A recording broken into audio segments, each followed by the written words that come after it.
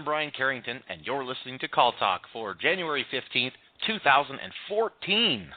Today's topic is, are you parenting or managing your staff? That's a good question. And if you're listening live, I want to make sure you know how to be a part of the show and ask questions. Here's a couple ways you can do it. Number one, you can email me, which is most common, Brian at BenchmarkPortal.com, and I can ask the question for you. Or if you're listening live, you can also phone in, and here's the number to call. It's 347-857-3117. Again, that number is 347-857-3117. Now, make sure you press the number 1 on your phone to let me know that you want to get on air and that you have a question, and I'll get you in. But also, of course, I want to let you know and remind you that all of our shows are archived and available to listen at any time that's good for you at BenchmarkPortal.com. So, at this point, I'd like to introduce the host of Call Talk, Bruce Belfiore. Thank you very much, Brian. Okay, thank you very much, Brian, and welcome back to Call Talk, everyone. Today's topic is, are you parenting or managing your staff? We've brought in an expert on the topic for you, Dr. ROSANNE D'AUSILIO. ROSANNE, an industrial psychologist, consultant, master trainer, best-selling author, executive coach, customer service expert, and president of Human Technologies Global, Inc., specializes in human performance management. Over the last 25 years, she has provided needs analyses, instructional design, and customized live customer service skills training, as well as executive leadership coaching. A bit of history. If we go back 15 years or so, when I first met ROSANNE, she also was certified as one of our Purdue University Center for Customer-Driven Quality call center experts. So it's my real pleasure to welcome back ROSANNE D'AUSILIO. Thank you, Bruce. It's just an honor to be back on Call Talk and to be having a conversation with you. It's like old times. It is. Okay, well, I'm delighted to be talking with you again and to be starting off the new year, 2014, with a show with you. So we'll get right into it, ROSANNE. I'm the parent of a teenage son, and I have BenchmarkPortal and the College of Call Center Excellence to run. So, there's sometimes when I'm trying to figure out which gray hair I should attribute to which of those roles. But anyway, can you explain to us the difference between managing and parenting? Well, when we talk about anything, I like to have definitions so we're on the same page. These are my definitions. Managing means to handle or direct with a degree of skill, to exercise, execute, administer, and supervise direction of or to direct the professional career of a person versus parenting. Parenting is the raising of a child by its parents, raising, rearing, motherhood. And by these definitions, I think the distinctions are apparent, no pun intended. Yes, okay. And with motherhood, if I could, I will add in fatherhood too, right? We can do that? Yeah. In today's world, we need to add in fatherhood. Yep. Yeah, absolutely. Okay, and ROSANNE, we did a report called Agent Voices, and there were over 5,000 surveys that were utilized for this report, which talked about what agents really are thinking and feeling. And it was the first and only one of its type, has a lot of juicy information. And the research shows that contact center agents really appreciate a quote-unquote family feeling in the center. And in our open-ended question to agents, in various different ways, they expressed, many of them anyway, expressed this appreciation when they found a family-type feeling in the center. However, I'd guess that you're saying that the family analogy needs to be put into context and shouldn't be taken to the point of imposing a parent-child relationship. Is that correct? That is correct. I believe it's about boundaries.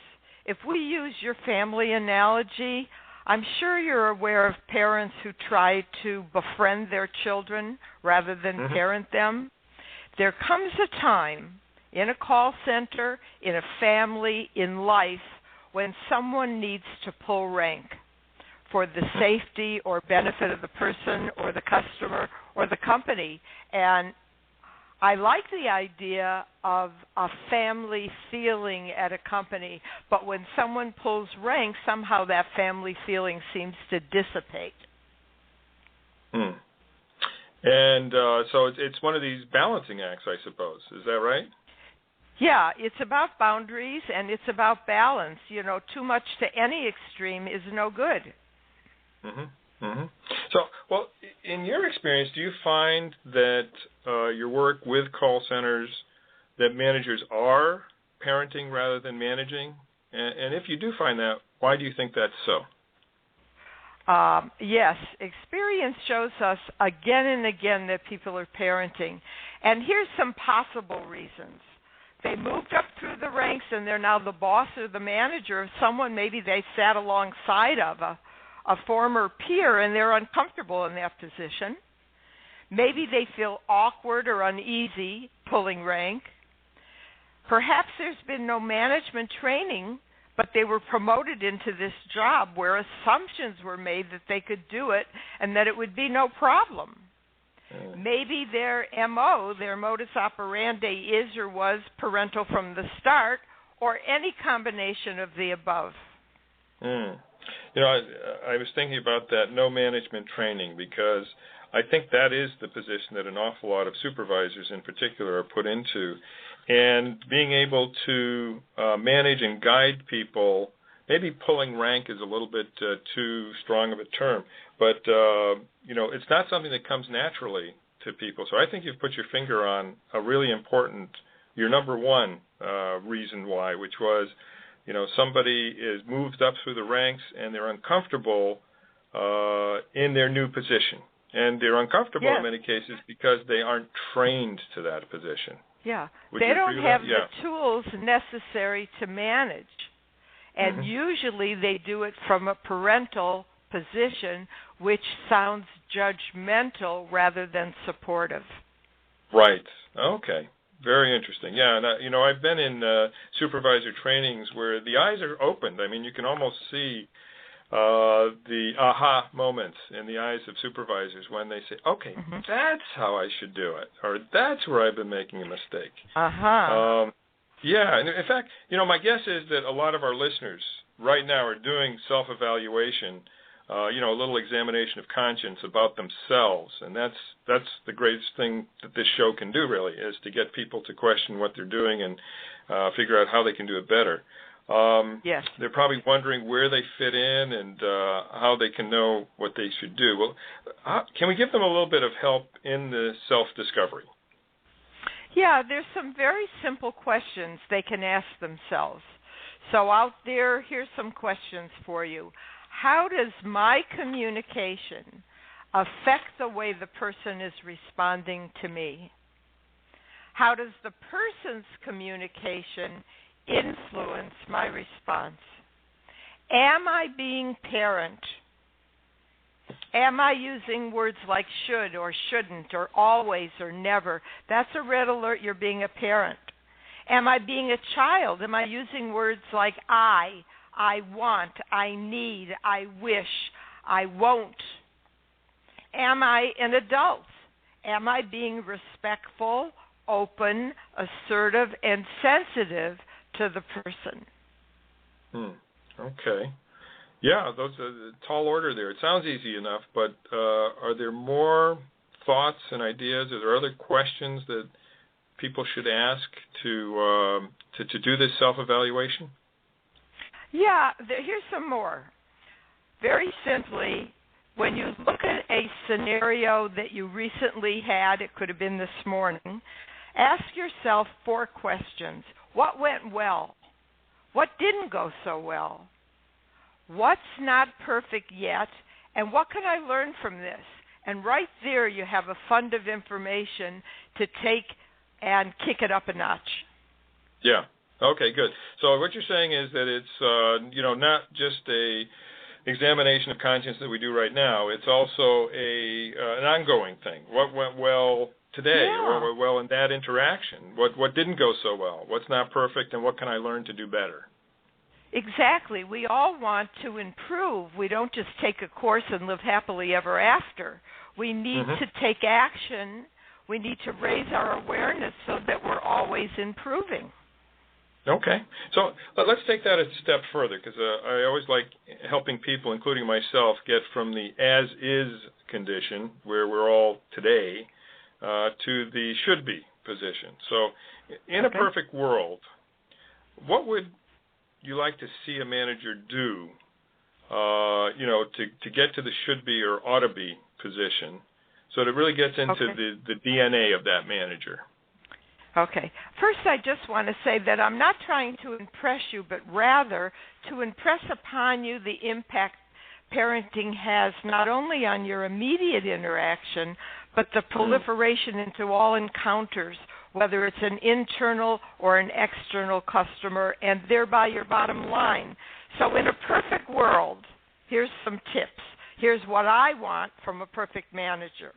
Give me constructive feedback when or if there's an issue with my performance or if I ask for it. Be very specific in what I do best or well so I can take ownership and continue. And where I need improvement, I want to know. And then give me some boundaries and guidelines for expectations. Number 4, create a relationship of trust so I can count on you for support when I need it. Number 5 would be generate a career path with and for me. Number 6, give me reassurance of confidentiality in all our communications. And number 7, treat me with dignity and respect. Number 8, motivate and inspire me. Number 9, model for me, lead by example. And number 10, please don't treat me like a child. And one more, here's a little bonus, be consistent in your behavior. Oh. Yeah. That's okay, so we've got world. Sort of the 10 commandments, although it turned into 11 commandments there, didn't it?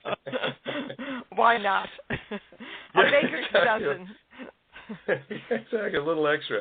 I think and what you're talking about really is a series of both sort of inner qualities, but also transactional modes, if you will, that will build the right kind of relationships, the healthy adult relationships that I think you've been talking about throughout the show, and creating the trust relationship, career path, reassurance of confidentiality, dignity and respect, and motivation. Motivate and inspire me. That one is oftentimes one that's difficult for people because, you've heard the expression, leadership means never having an off day. That one's tough. Yeah. What's really tough is when something new is instituted and a manager doesn't buy in and then expects her team to buy in. Mm-hmm. Yeah. So the first step is the manager needs to buy in and then, enroll her team. But sometimes they skip that because, we lead busy lives and we think we can do it, and it's just not so. Right. Okay, well, there's no doubt these are big shoes to fill. Doing all of these things, just like following all of the 10 Commandments every day is not always that easy. But, however, I always say if it doesn't stretch you, you won't grow. So growth, requires some stretching, and that's what people should look to do. So, okay, I'm sure you've seen situations with your experience of people who need some help, some hand-holding. To get themselves to the ought-to-be position, right? You've done quite a bit of management consulting in your career. How do you see coaching helping people like the ones in our audience? Well, the first thing I believe is that we need to raise awareness with the above distinctions such that people can take ownership of their communication, put in correction as and when needed, and track the results. Because what we want to do is we want to determine what steps or actions are necessary to reach the next level, and equally important, What stands in the way of achieving those goals? What are those obstacles, real or imagined, stopping you or me from the success we all deserve? I want to just interject. I was listening to someone speak the other day, and they were talking about the governor on that ride, bumper cars, where you bump into each other and you go as fast as you can go. Well, you can only go so fast because there's a governor already in there, okay? Mm-hmm. Well, we all have one of those inside of us. Ours might be called the governor, it might be called the thermostat, or it might just be called our belief systems. And those are some of the obstacles that could be in the way of you moving into what's next. It could be as simple as the voices in your head, and if you don't know what those are, I'll be quiet a minute and you can hear them. Okay, this is getting a little weird now. But no, I understand what you're saying. In other words, sometimes the biggest barriers to opening up and to actually fulfilling or getting to the ought-to-be position are these governors or brakes that are inside of us. And so we sometimes will have to break through those and perhaps be more open with people, perhaps be able to say, I'm wrong a little bit more, perhaps be able to give more praise and motivate people that way. And it could be that there's something inside of us that tends to keep that from happening. Is that the idea that you have there? Yeah. Yes, and until it comes to awareness, you can't do anything about it. It's unconscious. Once it becomes aware, once you have awareness, you have control. Once you have control, you have choices. Once you have choices, you opt to make a good one. It could be as simple as that. So we need to reset the generator, the governor, or the whatever it is that you call for yourself. The internal thermostat needs to be reset. Otherwise, the minute it goes a little bit to the right or the left, the comfort level's back to center, back to default. We want to reset that default so that you can excel at what you do with ease. Okay, so folks in the audience, if you find that, yes, certain things that we've talked about here are totally logical to you, and you can understand how they would improve work life in your call center and the situation with the agents that you are managing, okay, and not parenting, but you have something inside that makes it a little difficult, try pushing yourself just a little bit. You might not go from being a total introvert to being a total extrovert, but take those little steps that sort of start releasing the brakes or relaxing the governor a little bit. Yeah, and it's not about becoming someone that you're not. It's about finding that part of you that's really great and supporting it and expounding on it or expanding on it.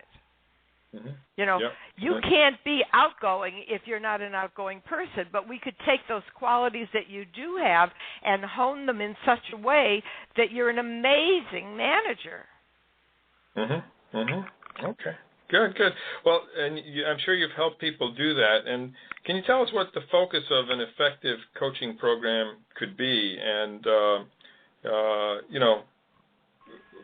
how should you take there's something that I've always been interested in, too, because coaching, you must have to take into account generational differences because of the fact that different people will learn, react, hear things, grow in different ways. And a certain amount of that, I don't want to overstate it, but a certain amount of that will be tied to generational, tendencies.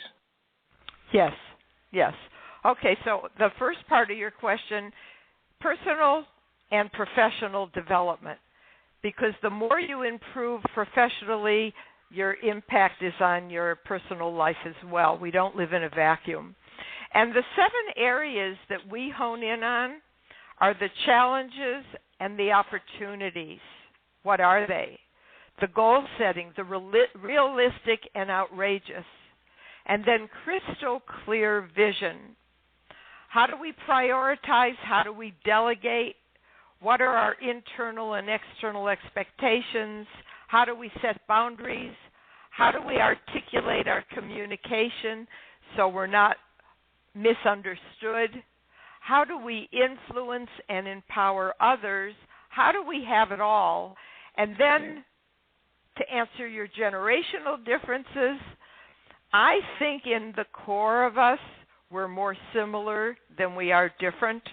And I read from a research scientist who wrote and found that all generations are similar, and I like that, in the following areas. Value structure, the values that matter most. Family, integrity, honesty, just what you would expect. Wanting respect. Trustworthy leaders.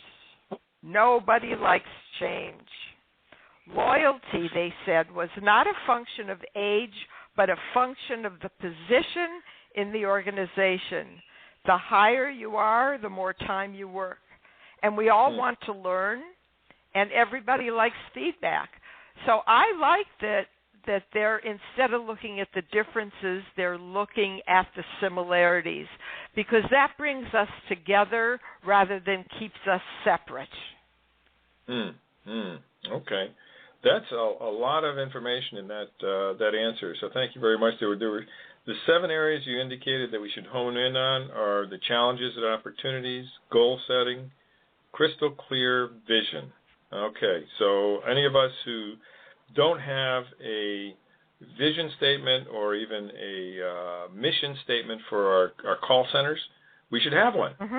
We should know what that vision is. That should be the guiding post, really, for the decisions that we make and the way we approach things. Prioritization and delegation, very, very important. Articulate communication. One of the things that we found out, by the way, Roseanne, in the Agent Voices report is that communication is a problem in a lot of call centers.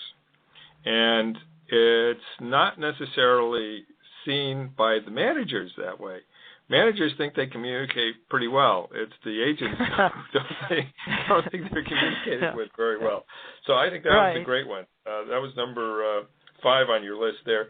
Influencing and empowering others, the empowerment, so important, and then having it all, trying to bring it all together. So, thank you with that. And this whole idea that really there's more that binds the generation that separates them is interesting. Yes. And actually, just last night, I'm an assistant scoutmaster and was at a meeting and talking about, the Scout Oath with all of or Scout Law with all of the components to it. And really, the adults and the children, the Scouts, I should say, we're all pretty much on the same page in terms of the importance of these values, which are the ones that, mainly the ones that you have here. So that's great. That's great.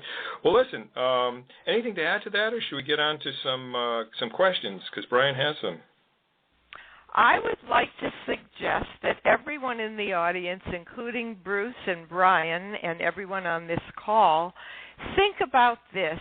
If we were to look up your name in the dictionary, Bruce Belfiore, what are the 3 words that would define you? I'm not asking you to do it now, but I would say that you should jot those down, take a look at them, and then maybe ask a coworker to do the same thing with your name and see if they come up with the same ones you do, and see who you are in the matter, because you can only have 3 words. Okay. And these would be really for you, not your name, because Bruce means brush thicket in Old French, and Belfiore means pretty flower. So I would definitely be kind of vegetal.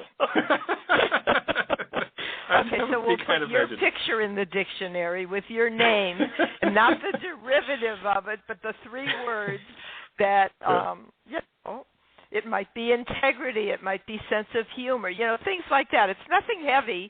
It's just to see who are in the matter, and then take ownership of those words.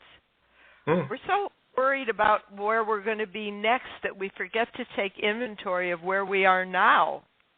You know, the story of a guy that wanted to go to California, and he was making really good time, but he was going the wrong way because he never said where he was leaving from. Yeah. You know? Okay. Yeah, no, that's great. No, I encourage everybody to do that. That's actually could be painfully revealing or a lot of fun in terms of coming up with those 3 words to kind of define us. Yeah. Okay. Yeah. Okay, well, over to Brian. We've got some questions from listeners.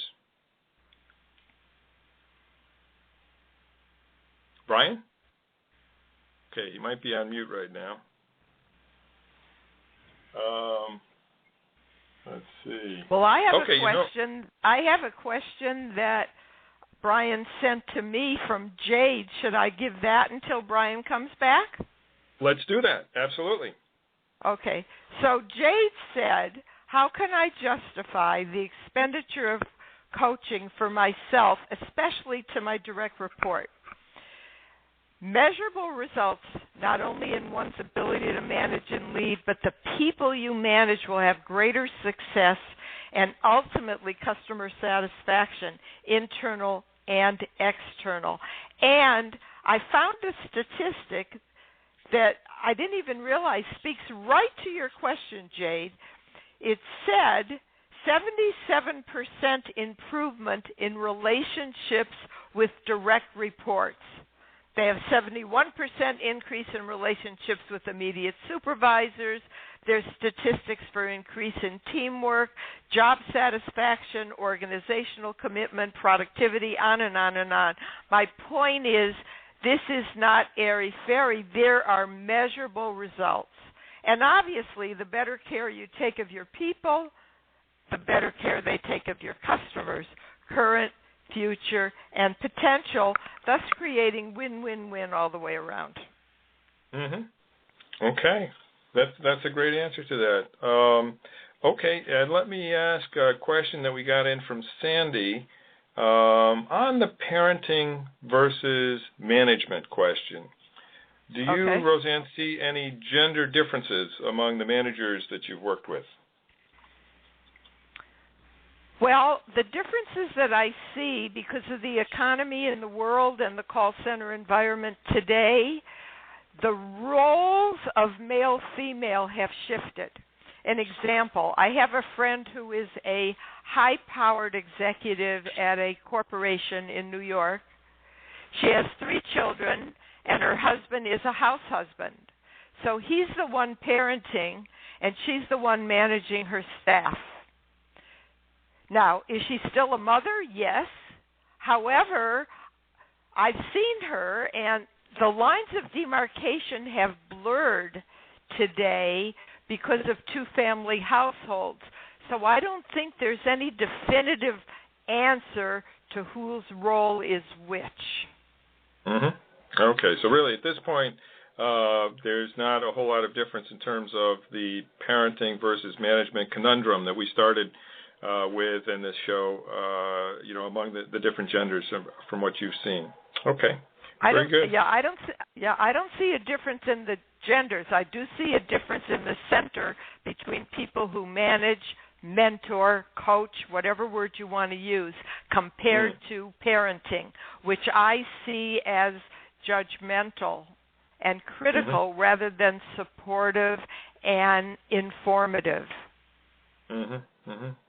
Yeah, although we parents do try to be supportive, right?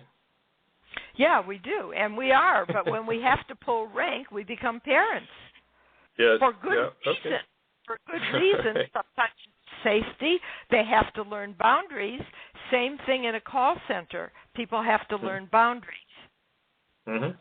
Okay. Yeah. We have another question here for Mark, and then we're actually at the bottom of the hour. So Mark asks, what levels of management do you think should be involved in coaching?